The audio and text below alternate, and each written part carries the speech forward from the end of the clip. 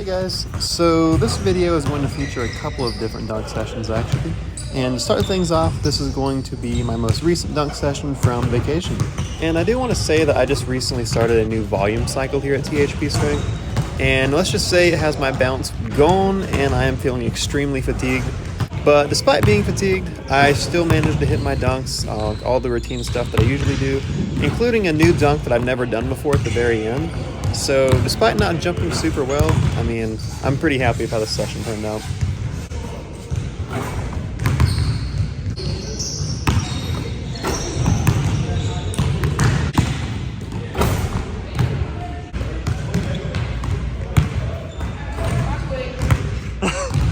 What'd you say?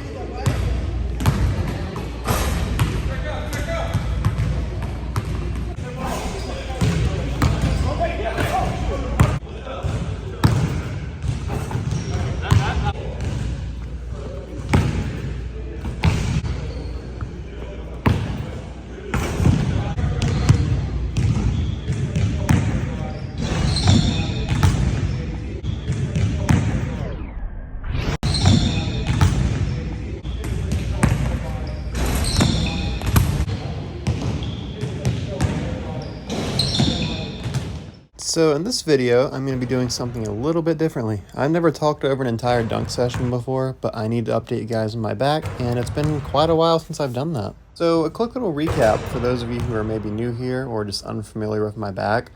At Dunk Camp 2022, I herniated my L5 disc pretty bad, and for the next 6 months after that, I couldn't really train or dunk or do anything like that.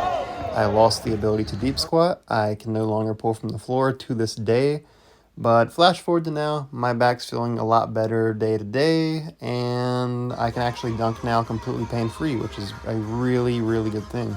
Now, despite how much better my back feels for things like dunking, there's one thing that I've kind of avoided this entire time until now, and that is flexion. So spinal flexion is anytime you bend your spine forward, like bending down the tie of shoes, or even going for a between the legs dunk, you're going to have to bend your spine forward. And that is what caused my injury in the first place. Well, it didn't cause the injury. There was a lot of cumulative trauma leading up to that injury, and then that East Bay was the straw that broke the camel's back, so to speak. Now, some of you might be asking why I'm even taking such a big risk trying these dunks again, since this is basically what got me in this mess in the first place. And the reason I'm so confident in it now is because of something I just learned on the call of Dr. Stuart McGill. Now, before I kind of tell you what he taught me, what you're about to see here is my very first spinal flexion dunk since the disc herniation at Dunk Camp. And even though it doesn't look like I get hype here, I was extremely hyped. I was just in complete and total shock. This lifted like a huge mental barrier that I had. It showed me that it was possible for me to continue doing these dunks without blowing my back up. So this was a really, really big win for me. Now, on to what Dr. Stuart McGill taught me that allowed me to begin trying these dunks again with a little bit of confidence. So at Dunk Camp 2022, when I originally herniated in the first place, I tried like 5 or 6 East Bay attempts leading up to the injury, and there was zero pain whatsoever until the final one where the herniation happened and pretty much everything went downhill. And the reason there was no pain till the very last one is because in a virgin spine, or a spine who has not went through like a crazy amount of trauma like that, there's no innervation, there's no nerve fibers or blood vessels or anything infiltrating into the spinal discs. But when you take an injury like mine, the collagen fibers of the disc delaminate, and it allows the nerve fibers and blood vessels to innervate the disc and to grow inside of it and infiltrate it. And as over time, the disc bristles back and heals itself, the nerve fibers and stuff are still going to be in there. So it's going to allow the disc to generate pain a lot more easier than a virgin spine. And although that sounds kind of bad, it's actually a really good thing because in my case, that gives me an alarm system. So like whenever I try a flexion-based dunk or something, it's going to generate pain a lot more easier, and it should give me a warning sign like I didn't get at dunk camp when I herniated in the first place. So if something's going wrong or if there's a problem and I feel that, I can be like, okay, I need to stop this dunk right now or I could risk injuring myself again. Now, I do want to say Dr. Stuart McGill told me that he cannot 100% guarantee that I do not re-injure myself by trying these dunks, despite the alarm system being there.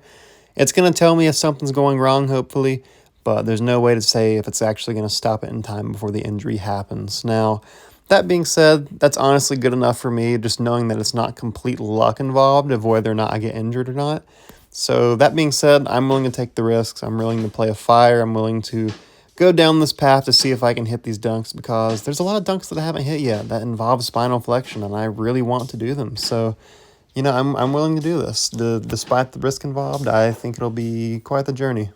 Well, that's pretty much it for this video. Hopefully I don't have to make another one of these back injury update videos in the future. Hopefully my back just continues to heal up and allow me to do these flexion dunks, and I won't have to talk about being injured again.